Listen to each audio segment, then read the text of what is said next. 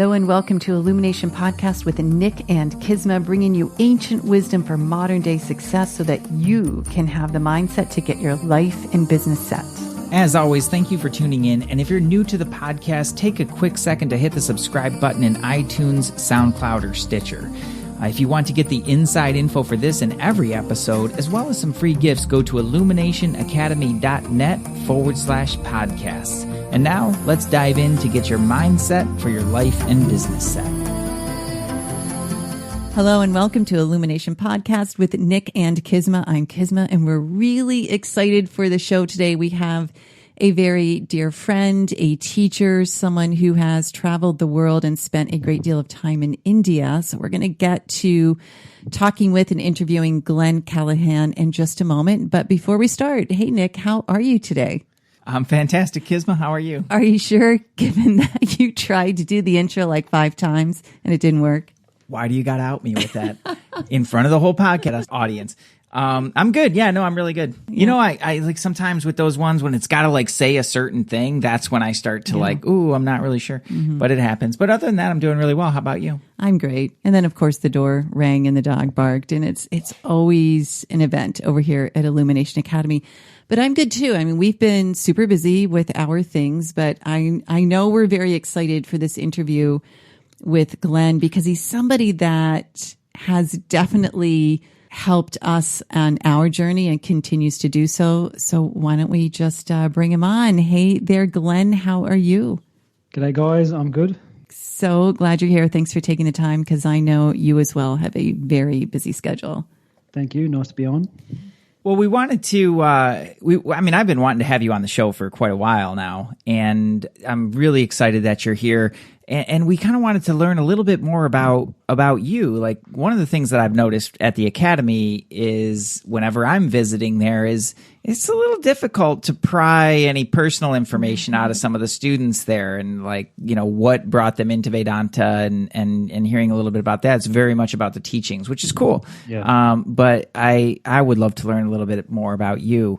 And if you could start us off, just tell me a little bit about where did you come from and how did you happen into Vedanta and take it from there? So the first thing I'll touch on is your observation that it's kind of hard to get personal information out of people at the Vedanta Academy, because you're absolutely right. The moment you try and talk about someone's backstory, they sort of avoid the subject entirely.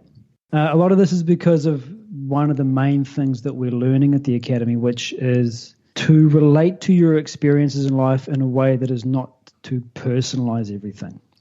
And so the students at the Academy, and any student of this philosophy in general really, is trying to pull that personalized perspective out of their daily life. And so when you sort of ask someone about their backstory, usually there's a bit of hesitancy to sort of talk about me and my story and what I went through, and I did this and I did that, because we're sort of trained to try and just filter that out a little bit. Mm-hmm. So basically the opposite of everything that we've learned in our daily lives in our modern world.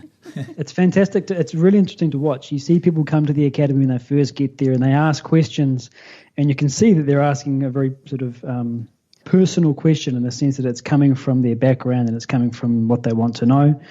And as they spend time there, the questions have that same basic quality, but this time you see the way that the language has been structured within the question to depersonalize it. So you get that sort of growth and understanding the more time that you spend there, that, look, it's not about me. It's about the principles. It's about the ideas. It's about the knowledge, the wisdom that we're trying to gain here. But having said that, that little preface to explain why you won't get much of a story out of me, I will go into a little bit about how I came across Vedanta. I think that it's instructive because I'm not necessarily exactly the sort of person you would expect to have found Vedanta. I had looked at various religions, I had looked at various New Age philosophies, I had looked at various traditions and organizations and groups and all sorts of other things to try and fill that sort of what I now recognize as a spiritual or a philosophical longing. You know, there's a domain of the human personality that sort of is seeking the unknown and wants to sort of know something that's a little bit beyond just what the world presents in front of us. And that usually is the domain of, the religions. Unfortunately, they've done such a terrible job, or at least the way that the religions are being promoted and practiced, they just don't fulfill that purpose anymore.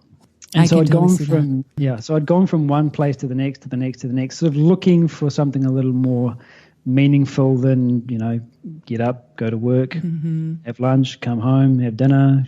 On the weekends you go out, that sort of standard life. Right. And I had come across these strange words like Atman and Brahman and Sannyasi in a text that I picked up when I was in a yoga class.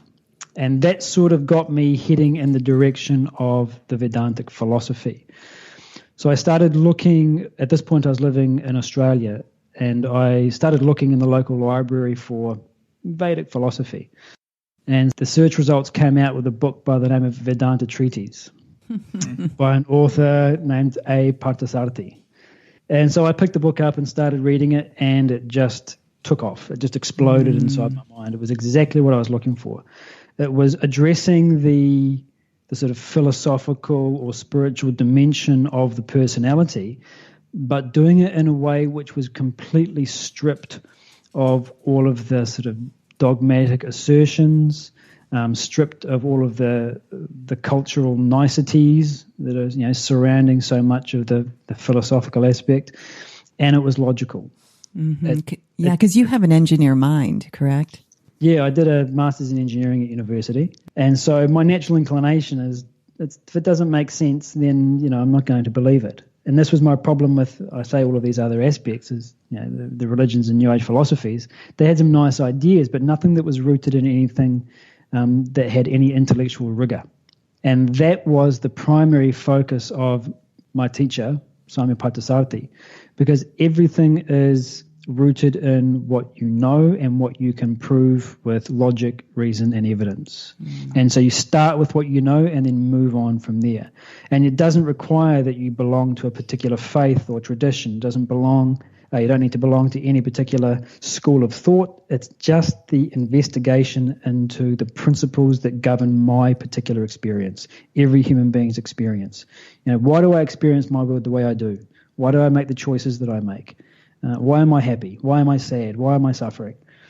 And the more you can dig into these questions and get the answers, then you can start to, gain a greater depth of understanding of what your own life is actually all about. I love that. That right as the train of truth comes by.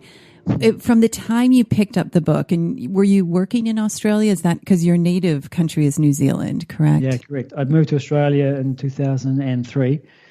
I was working in Australia, and speaking of trains, in fact, luckily to get to work, it took me a train and a bus. And so I would sit there absorbed in this book on the train, absorbed on the bus, and on the way home as well. Did you ever miss your stop? No. I never missed on my way to work, no. So from the time you found this text, this book, which is phenomenal, and we'll have a link of that as well in the show notes, when did you go to India, or when did you hear him speak, Swami Parthasarathy? This would have been around 2004 I first picked up the book, and then he was actually, one of his students was conducting study classes in Perth in Australia where I was living. And so I contacted that guy and asked, do you have any classes coming up? I attended his classes for a number of months. The first time I heard Swamiji speak was in Perth. So Swamiji was coming for a lecture, some public lectures. I listened to him speak, had an interview with him, and discussed, a few questions that I had.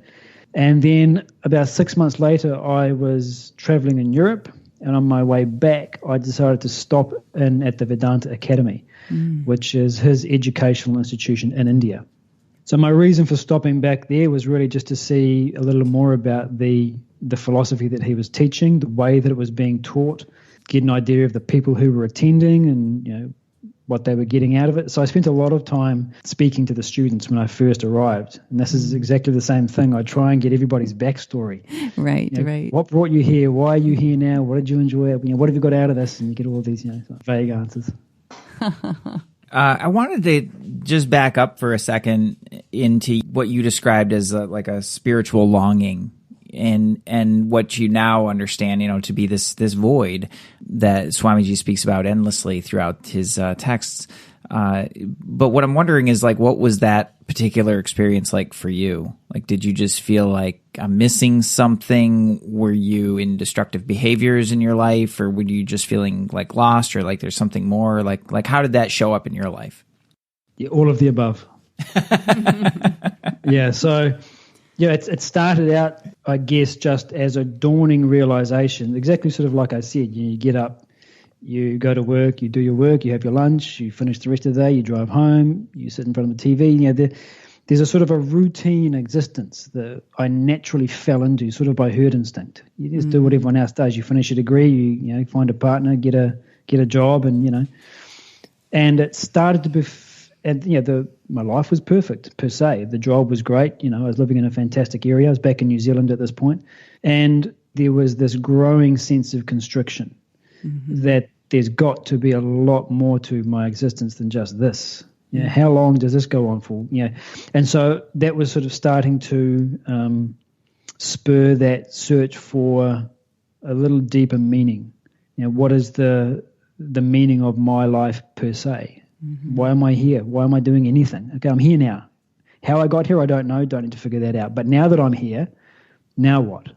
And the mundaneness of my life started to become very oppressive. And of course, you know, when we don't have adequate knowledge, that's when we do get into destructive behaviors, because we find as many different ways as we can to try and alleviate that sense of constriction or alleviate that sense of dissonance or tension. And because we don't know any better, we find ways that aren't going to be healthy for us. And so, yeah, we get into all that kind of stuff as well. And I kind of feel like that process of going through that stress and that tension, that in a sense forced me to look for something else. And so that was where it started to really propel me to look for something. It's interesting to me because you're describing what Swamiji has taught so often about when one begins to ask that question, is this all there is?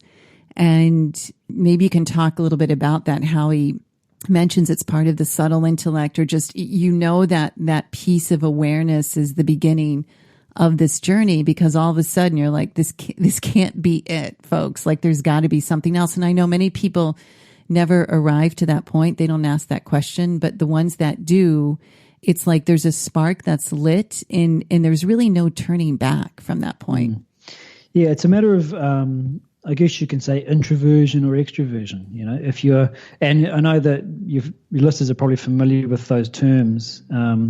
What I would say is temporarily forget or suspend whatever you currently understand by these words. And the context here, introvert, extrovert, simply refers to the direction of your thoughts. So if you're all the time, your attention is focused out on the external world, and then there's always that sense of trying to gain something from it, the next action, the next achievement, the next success, the next whatever, the next pleasure. The moment we turn introvert, what that means is that we are now not just looking at the external world as the cause of our experiences, but we're starting to look at our internal disposition. So we become more aware of what's going on inside and start to question the etiology of those experiences. And that introverted direction of thinking is really that marks the beginning of a spiritual path. You know, the thoughts are no longer directed outwards away from the center. Now they're being directed in towards the center. And okay, so now you're at the academy on your first visit there. You're trying to pry information out of people and not probably not getting very far with it. What was it for you that, like, what did you walk away with from that trip, or did you even walk away from that trip? Did you just stay? So I didn't walk away so much as float away. To say, I had about 10 days, I think it was. And the academy was about half empty because a lot of the people were away on long trips. Swamiji was away on a international tour. So when he got back, of course, the academy blossomed back into full activity. And the first lecture that he held after his return was really what clinched it for me. You know, I was describing what I was experiencing when I was living back home. And the lecture that he gave was discussing, in essence, exactly the reason that I had arrived at the academy. I can remember thinking during the lecture, this guy has watched the DVD of my life and then written a 60-minute lecture just for me. Oh my gosh. This was obviously I didn't know that was the case, but that was the sense that I had. And the reason that I understand now is because he was talking about universal human experiences. Mm-hmm. That when you relate to your life in a particular way, you will feel oppressed, constricted. There'll be a sense of meaninglessness. There'll be a sense of oppression. There'll be agitation. There'll be grasping for more and more and more without really achieving any sort of satiety. And so because he was talking about universal human principles, of course, I thought he's talking about me. No, he's talking about all of us. I just happened to fit the category of people he was talking about at that time. And so that was really what clinched it for me, was that I thought, yes, this guy knows what he's talking about, because everything that he has said I have experienced. Wow. I mean, what I was going to say is that's really powerful. I mean, this is a life-changing decision, just so that everybody all the listeners kind of get that piece. Like, we're talking about uprooting everything in your life, leaving it behind, and moving to an ashram in India for 3 years. Yeah. So that's a powerful moment. It is. Although I have to say, at that point, I didn't feel like I was giving up very much, because as I say, I'd spent a period of time sort of looking around me and thinking, this cannot be it. There's got to be something else. So the world around me sort of didn't seem to have a lot of color in it anyway. So to me, it was just like, okay, let's try this. Yeah. But there certainly are other people who have come to the academy and they have had to give up a lot more, and they have had to work against environmental pressures, family pressures, parental pressures to get to the academy and stay there. So it is independently true that to make that decision to go and study for 3 years, it does mark a sort of you cross a line within yourself when you make that decision. Yeah, and it really must be your decision, because I can imagine, I don't know what your family was like, but like you said, some other students would have the pressure from outside. You can't do that. You can't go to India. You just, even if they're in India, you can't go to an ashram. Yeah. And it's interesting too, because, you're correct. Like, what are we giving up?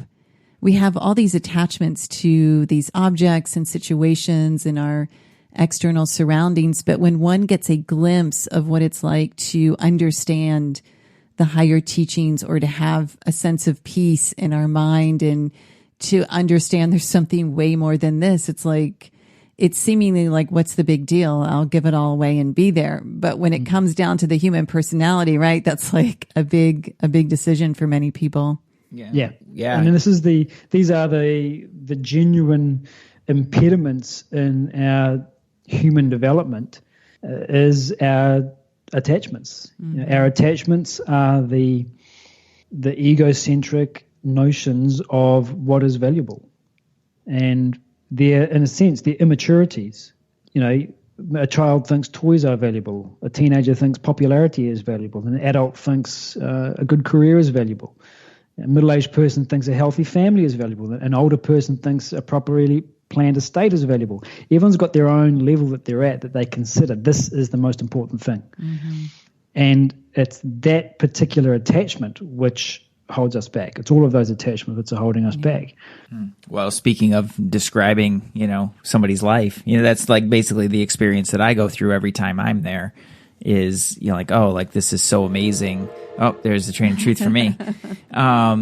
It's so amazing, and I know, in a certain way how important that is, and that there are things there that I simply will not get from the other aspect of my life, so it's always really interesting. And I got to say that every person I've talked to, you in particular, and Saskia in particular as well, you guys are the best at objection handling, because every time I come up with one, you've got an ironclad comeback that's just like, yep, that's silly. So every time I leave, I'm always just left with my own choice of like, okay, cool. Like, I am totally actively choosing to just go back into the world and keep doing what I'm doing, and to do my best out here, which is always a very interesting experience.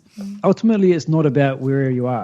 It's ultimately, that's irrelevant. You can be living in an ashram, you can be living in a monastery, you can be living in a school or a philosophical institution, and be more worldly and more caught up in your own attachments than somebody who's out raising a family and running a business. Yeah. It's got nothing to do with your position in the community. It's got nothing to do with the work or the actions that you perform. Spirituality, the practice of spirituality, is marked by the conscious thought force that we're putting into the way that we relate to the world. And you can be spiritual in the world, as it were, and you can be highly unspiritual in a place like an ashram in India, So that's so perfect. That's really the main thing to take away from it. Having said that, if you decide that the most important thing for you to do is to spend some time in consistent, quiet reflection and self-contemplation, then you will probably need an environment that is conducive for that. It's very difficult to put a consistent amount of time and effort into that particular endeavor if you have to worry about running a family and running a business and shopping, eating, and all that kind of stuff. So you might take yourself to an environment which allows you a lot more psychological space to perform that sort of activity. Totally agree. I mean, this is why I know for our listeners, we go to study group just about every week with Glen. And one of those things that we hear from you, we've always heard from Swamiji, is to get up early and study. And that definitely is a game changer. I know the mornings that I sleep in and don't get to the study, it's not as brilliant of a day. That's the best way I can describe it. It just doesn't have that brilliance to it. The analogy that I often discuss is, and in Southern California here it's easy because so many people here are physically active. And I know so many people for whom a daily exercise routine, they gym or they jog or whatever they do, is essential, and they won't miss it. It's because they recognize, if I get up in the morning and do some exercise and then go to work, I feel more energetic, I feel more awake, I feel more, So exercise has that effect, and so they're quite happy to do an exercise regime every day. But what people aren't aware of is that exact same phenomenon, that exact same discipline is there at the intellectual level as well. So true. And if you can start to see the value for doing a daily intellectual exercise regime, your intellectual gymnasium, then same thing happens. You face your day with more of an intellectual sharpness, more of an intellectual clarity. And that has a huge impact on the way that you deal with your own emotions, the way that you deal with the people and the events around you, and the overall direction that your day and ultimately your life starts to take. So true. Thank you for sharing that. There's a question that's pinging me. There's two, but let's start with this one. Once you got to the academy, moved in, got settled, was there ever a day or time where you're like, I'm going to go? Like, what have I done? It was strange. There were times when I would look around myself and think, what am I doing here? How did I get here?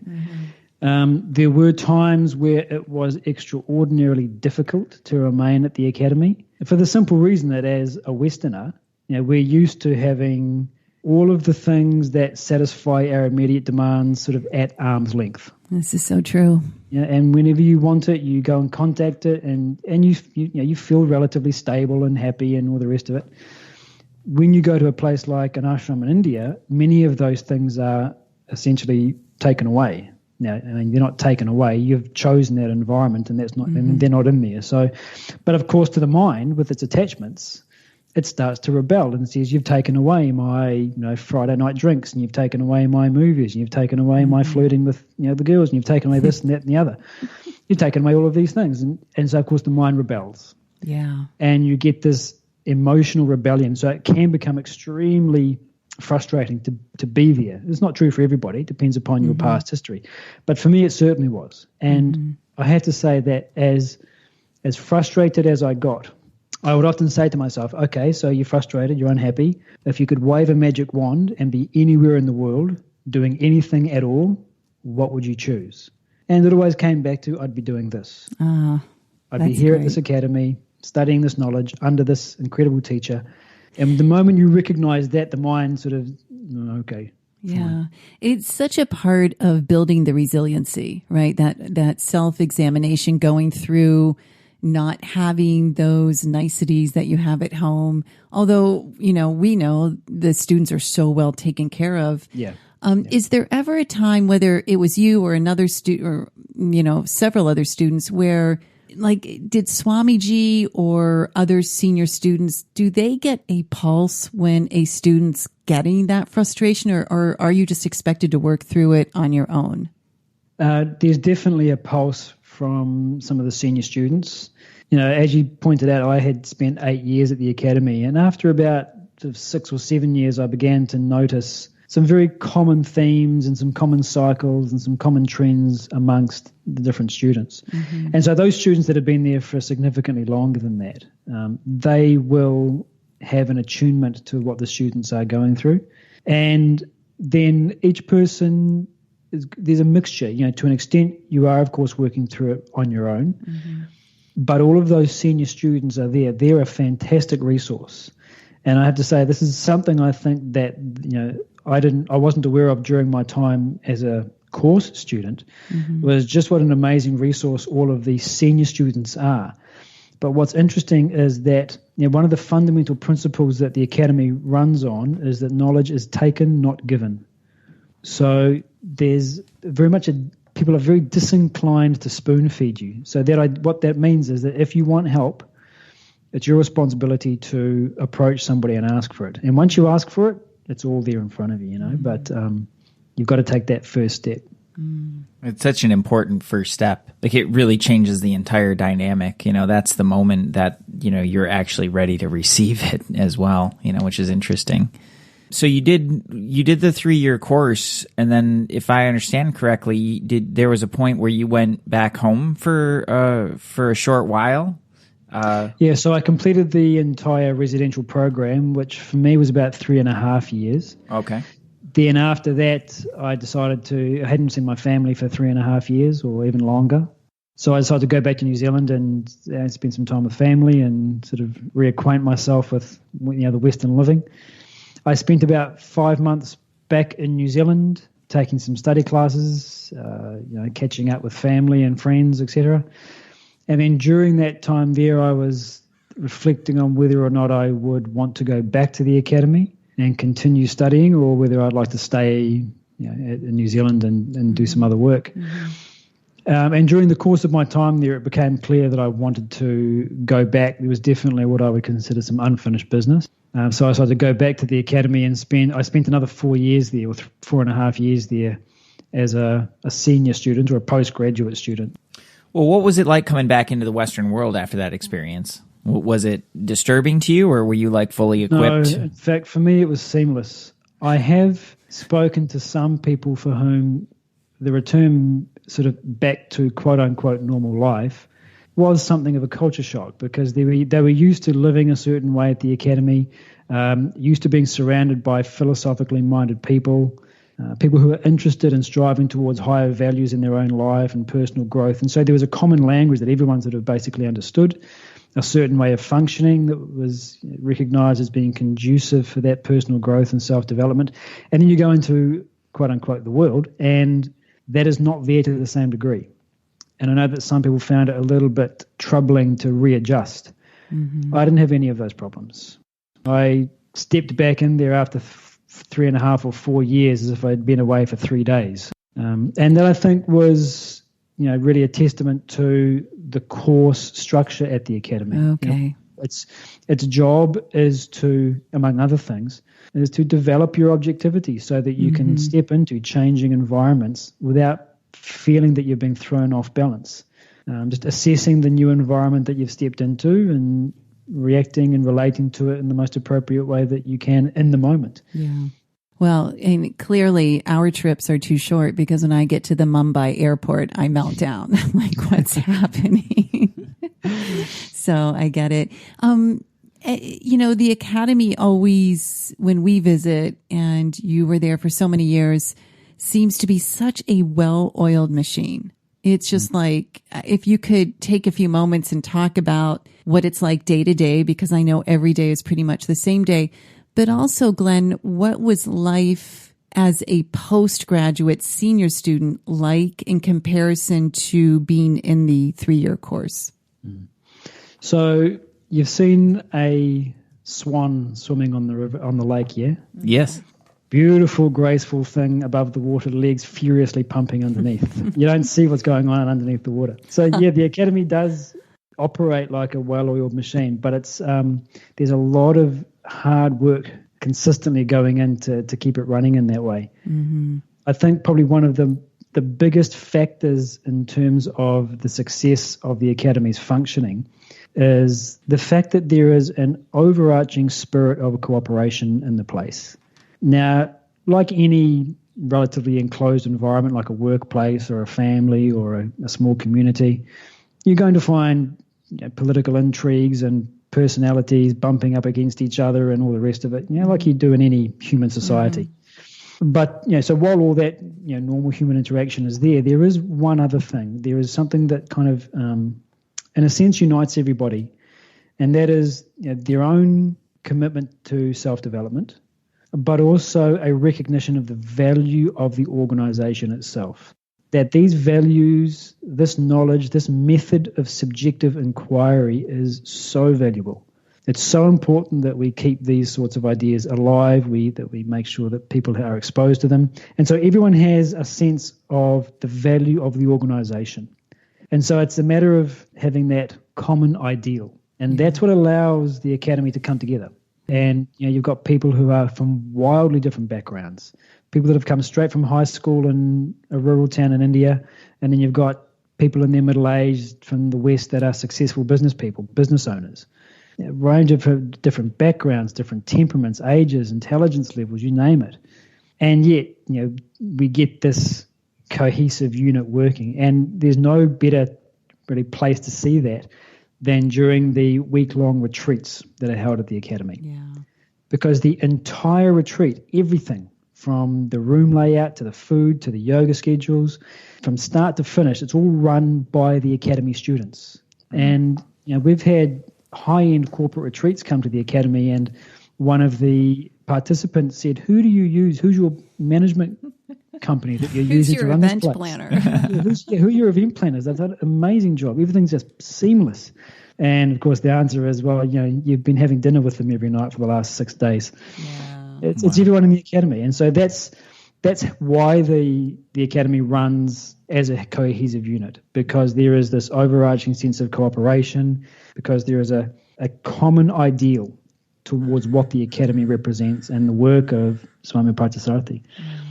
Wow. And it really brings us back to kind of what we started with of how through the teachings and through the study, you're basically just taking out that personalization step by step along the way. So it allows to me, like, that's the thing that allows these extremely diverse people to all work together towards that common goal as seamlessly as you do. Yeah. The biggest problem in human interaction is me and my opinion, me and my feelings. Okay, you've got your opinion, fine. You've got your feelings, fine. There's no problem. The problem is that we become attached to what I think, I'm right. And because of that attachment, we, as you pointed out earlier, we don't have that ability to genuinely communicate with another person. We're not looking to communicate. We're just waiting to say the bit that we've got bouncing around inside our head.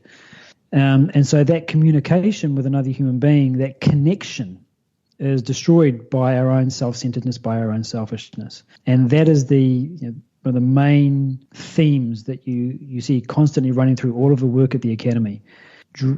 Circumvent the mind's selfishness by implementing an ideal.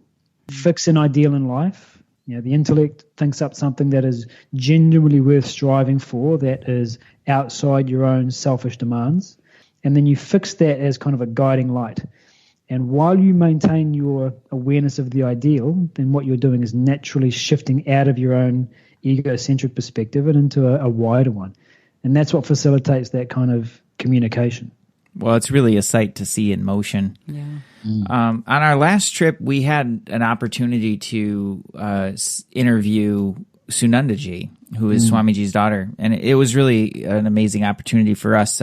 She wouldn't record with us for various reasons, which I'm sure you understand, but we did do an episode about that interview. And one of the things that I found really curious about it and interesting is Swamiji's approach to, really having an equality between men and women and really treating them equally, and how he's been very progressive with that. I know that one of the things that, you see in a lot of different ashrams or other spiritual sects, for that matter, is celibacy, and to not have that. And I know that that's something, you're married, it's not something that is taught there. And so I'm wondering if you can talk a little bit, I guess it's a little weird, a guy asking another guy about, what do you think about Swamiji's attitude towards women? But really, I'm curious of how that plays out in the academy between the boys and the girls, so they call themselves, but the men and the women, and the interaction, and why you feel like that's important, and also the ability to have a partner is important. See, I mean, this idea of celibacy, I'm glad you brought it up, because in fact, celibacy is very much promoted as a healthy way to live your life, but this hinges upon a correct understanding of what celibacy is. Celibacy is not about what your body does. Celibacy is about the mental attitude that you adopt while you're acting. It's a little bit like the phrase out of the New Testament. Jesus says it's not what goes into a man's mouth that defiles him, but what comes out of it. So the body's eating. Who cares if the body's eating? But what's the mental and the intellectual orientation during that action? What comes out of it means, what's the state of your own mind? Mm-hmm. So a celibate person is not someone who does not have sex. That doesn't define celibacy.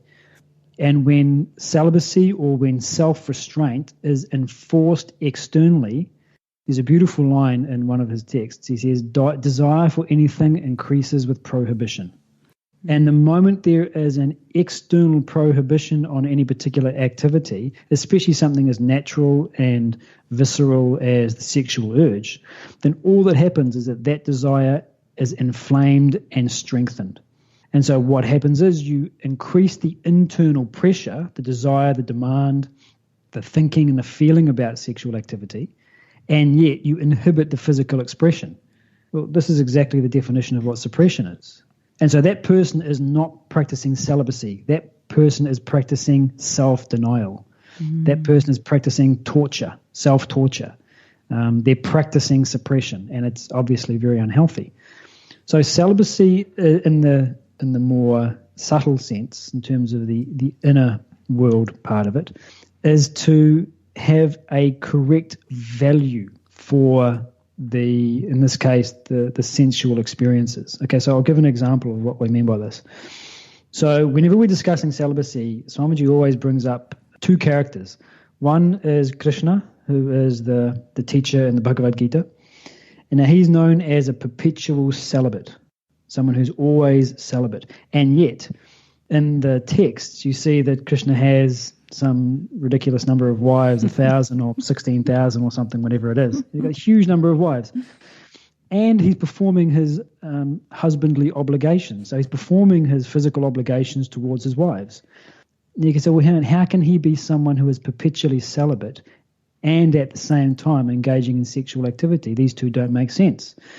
So the reason that we say that Krishna is a celibate is because even though his body is going through the action, as it were, he's not dependent upon it for his internal sense of satisfaction. He's not using it as a way to egocentrically draw pleasure from the world. I want. So it's not what you do that matters. It's the orientation. It's the attitude that you adopt during it.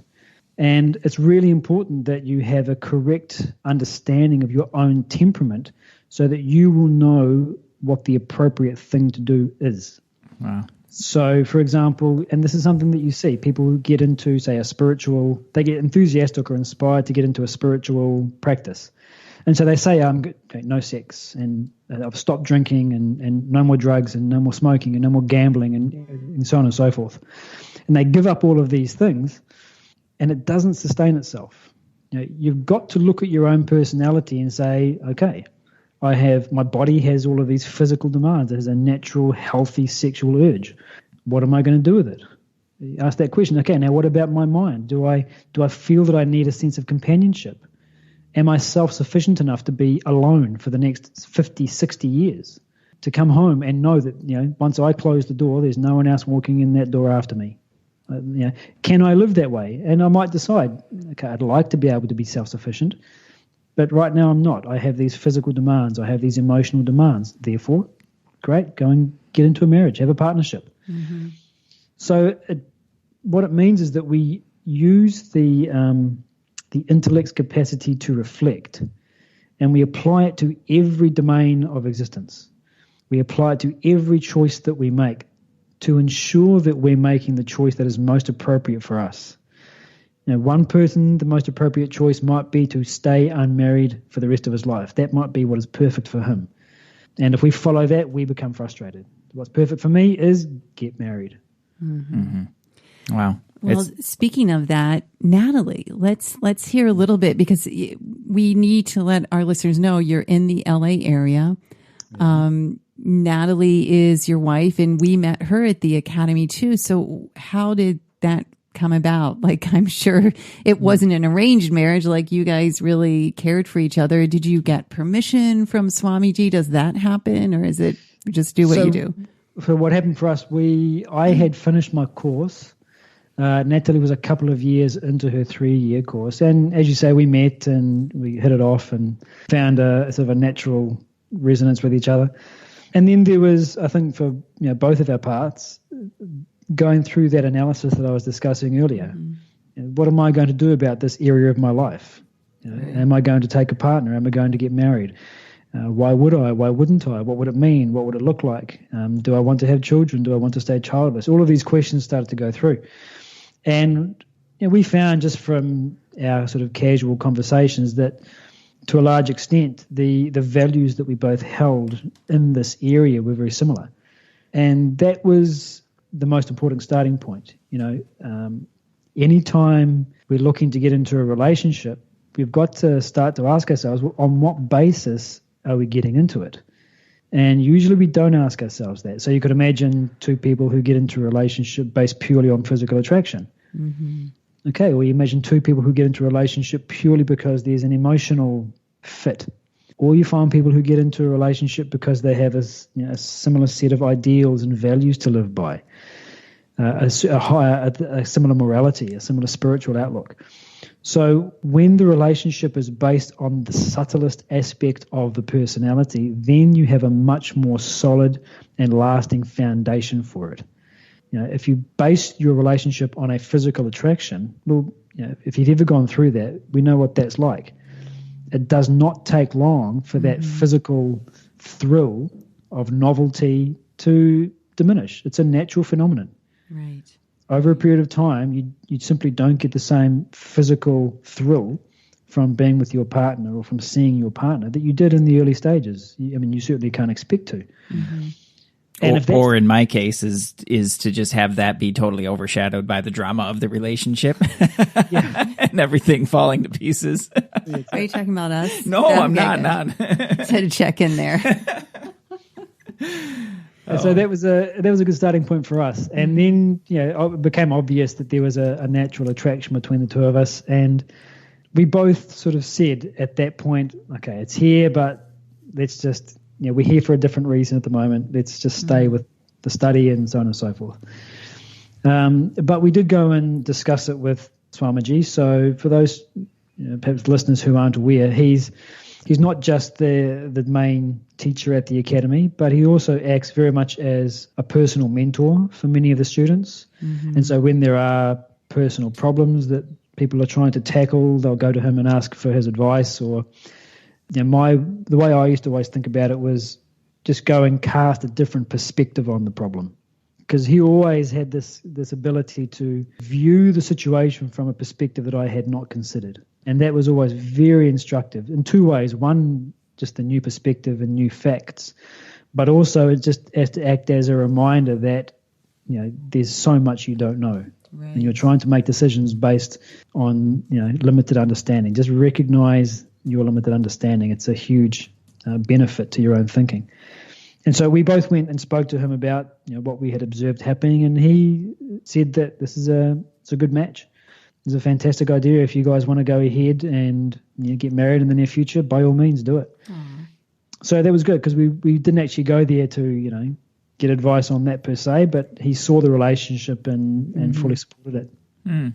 Does he ever lay a smackdown and just be like, no, that's a horrible idea. You two should not be married and be together? Yes. I wasn't expecting that. He hasn't said it to me, but I have heard that he said it to others. I haven't heard it firsthand, so this is secondhand knowledge. But he's duty bound to tell you what's in your best interests, in the sense that this academy exists for our own intellectual, moral, and spiritual development. That's why we're here. Mm-hmm. That's the existence of the academy, and that's the existence of the teacher. And so if you go and ask him a question, I've fallen for this girl, what do you think? If he thinks it's a terrible idea, he'll speak the truth. Yeah, I've never known him to not speak his mind. Yeah. So tell us what you and Natalie are up to these days and how our listeners can find you. I mean, I do want to say if anybody's in San Diego or LA, there's, study groups as well, but just share a little bit about what's going on in the Vedanta LA world. Yeah. So the backbone of our work is the ongoing study classes. So we take one of the texts that we studied at the academy. We go through it paragraph by paragraph. We understand the content of the paragraph, what it's trying to say, and then also how it's practically applied in daily life. How an understanding of this particular principle will change the way that we view our life and the choices that we make, etc. Mm-hmm. So those are free and open to the public. And they're going, as you say, they're on an ongoing basis in Los Angeles and San Diego.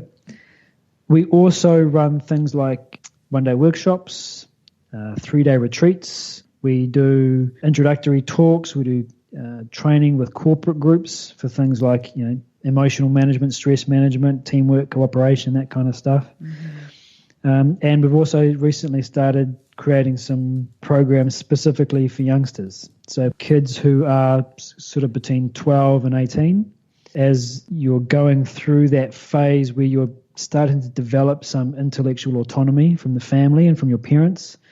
You're starting to pull away from their ideals and try to formulate, what do I think about the world and how it works and what do I think is right and wrong?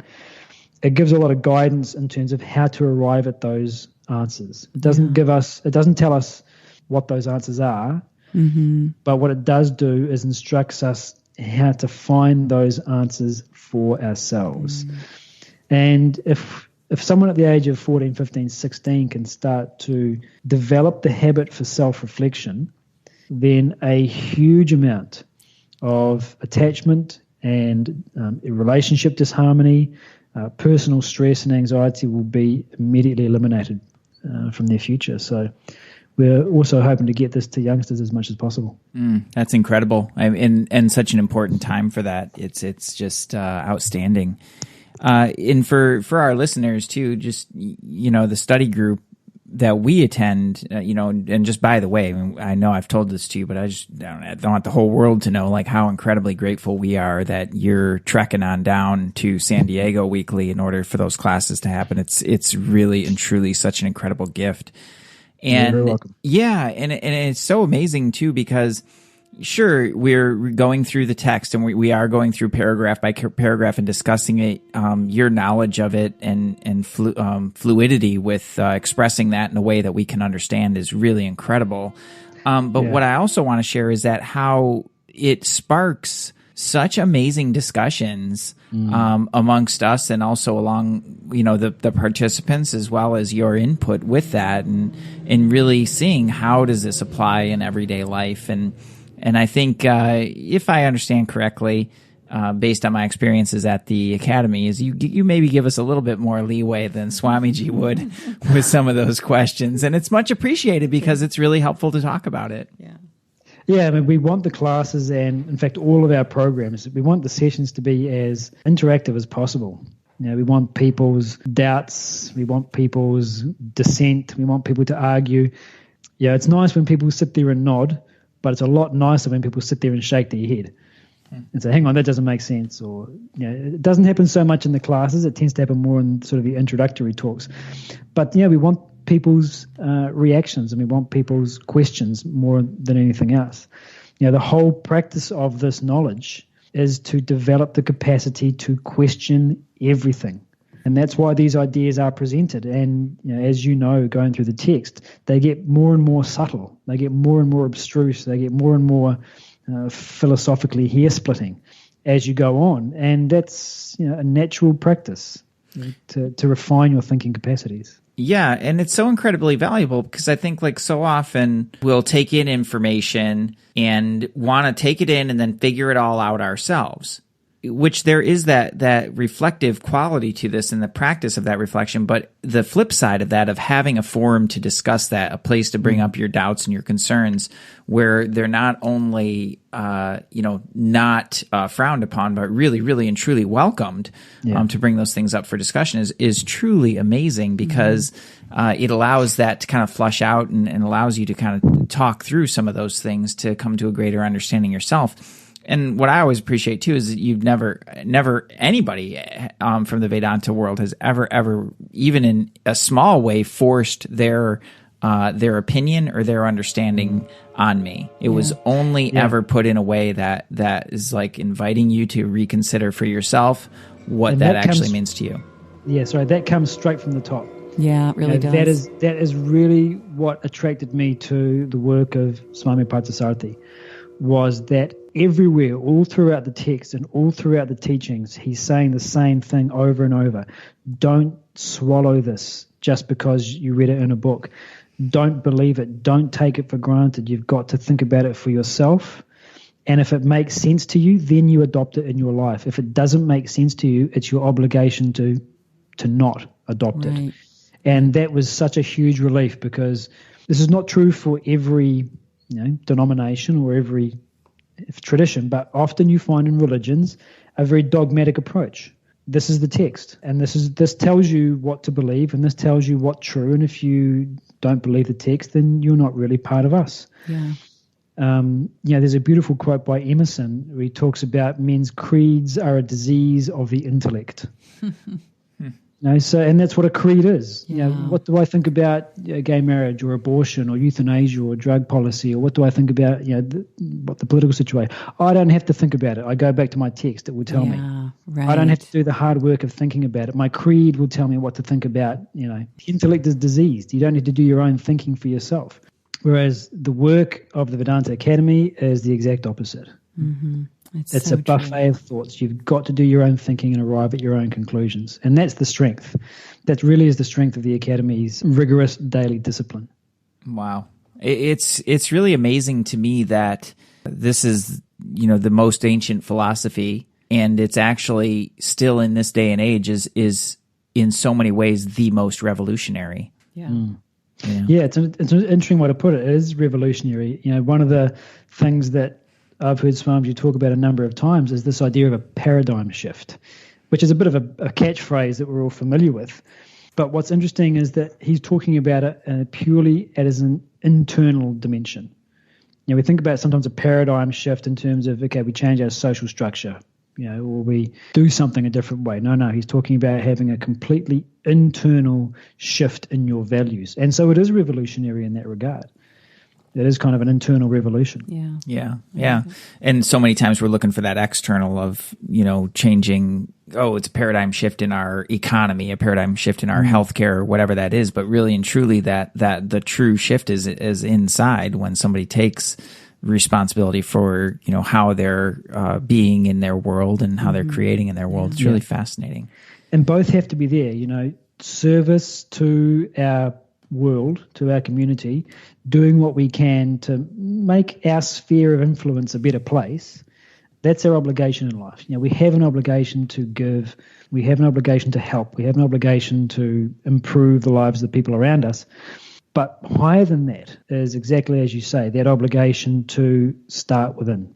Start working on your own values. Question your own core values and the things that drive your choices. Well, I got to tell you, I mean, I'm continually inspired by you and Natalie and the whole team, the whole West Coast team actually out here doing what you do in this world. What is your vision for this? If you could have it any way that you wanted, what do you want to see happen out here? So as far as the growth of Vedanta Institute Los Angeles or the Vedanta community in California, it's really a matter of organic growth. So what that means is that the demand has to come from the environment. Knowledge is taken, not given. So whatever the future looks like, it will be hopefully in accordance with whatever the environment demands. And so for us at the moment, our work is making people aware that it exists, putting in front of people the notion that if you want a sort of secular spiritual development, if you want spirituality without religion, if you want a philosophical inquiry into the nature of your existence without having to get bogged down in dogma or cultural accretions, then there is this secular philosophy which can nurture that dimension of your personality without having to become fanatically attached to a group or a book or anything else. So that's our work at the moment, is spreading it wide. I'd like to see a permanent center set up somewhere where we could have ongoing classes, retreats, workshops in a single location. So that would be, I think, the short-term future vision, sort of 5 to 10 years. Mm-hmm. Long-term, maybe, say, 30 years ago, the word yoga was not really very well known. Mm-hmm. It wasn't as accepted. I mean, people knew what it was, but it wasn't as ubiquitous. The word Vedanta is not particularly well known. People have got a vague idea about it. It would be nice if in 15, 20 years the word Vedanta as a method of subjective inquiry was as well known and as accepted and understood as, say, asana and pranayama are today. That's awesome. Yeah, I love it. Well, where can our listeners find you for more information? So we have a website. It's vedantala.org, which, as you said, will be on the story notes. Yes. We also have a YouTube channel, which you can link to from there. So if you just look for Vedanta Institute LA on YouTube, those are our main two platforms where you can see the work that we do. We've got videos of some of our classes. The website also has a blog, and the blog's a good way to get an idea of the sort of themes that we contact and the way that we address them and how we can apply them. So it's a good place to start if people want to learn more. Okay, great. Yes, we will have that both in the show notes. And to everyone listening, take a peek. Like this really, I know you refer to this as secular spirituality. Use that word secular, which I get it's not tied to any religion, any dogma, but it's really... to me, it's the most magical, not magical, highest form of using the human entity, right, to discover a new way of being, doing, and having. So I urge everyone to follow through and check it out. And before we go, Glenn, any last words of advice? No. Ask me a specific question, I'll give you a specific answer. That is extremely Vedantan of you. I'll just take it, not given. Love it. So everyone, I'll just say go take the knowledge. Go get the knowledge, everybody. Yeah. Thank you so much for being here. We so appreciate you and appreciate your time, and really look forward. We'll see you on Thursday. Thanks, guys. All right. Thank you. Wow. What, I know, mind blowing. Yeah, it's just so great to hear somebody like that who's a part of that world, and how they bring it into this modern life, from a very different perspective, and especially somebody who's really taken the deep dive into that study. It's just extraordinary. Such an inspiration. Yeah. So I just want to encourage everybody, check it out. Go check out the website, vedantala.org for sure, and just see what they're all about. If you happen to be in this area, then you're definitely going to want to check out one of their classes, or retreats or workshops. And if you're not, drop us a message or drop them a message and just see if there is somebody in your area. They have a person based in New Jersey, Gautam, who is extraordinary. Yeah. I know that they have a person based in Detroit, and if I'm not mistaken, I think there may be some others out and about that are teaching this. So there may be a class near you. And in the UK and Australia, but I'll also suggest everyone go back and listen again to this podcast, because as you just listen to his words and the teachings, they begin to just take on a new life. And, the thing that really caught me was that word revolutionary. It's the oldest, you're right, Nick, it's like the oldest philosophy yet. It's revolutionary for our time. Yeah, it's still, it is so revolutionary to our human experience. I love it. So thank you so much for listening, everybody. If you enjoyed the episode, please go ahead and give us a rating and review on iTunes or your other podcast listening apparatus. And if you got value from it, please, go ahead and share it with a friend. We'd so appreciate it. And it just brings a little bit more of this conversation out into the world, which I think is good for everybody. It's a win-win-win. So thank you so much and have an awesome day. Namaste. Peace. Hey, thanks for jamming with us today. And if you enjoy Illumination Podcast, please go ahead and share it with someone you love. Give us a rating, review, download our podcast. And remember, you can find us at illuminationacademy.net/podcasts. Talk to you soon. Namaste.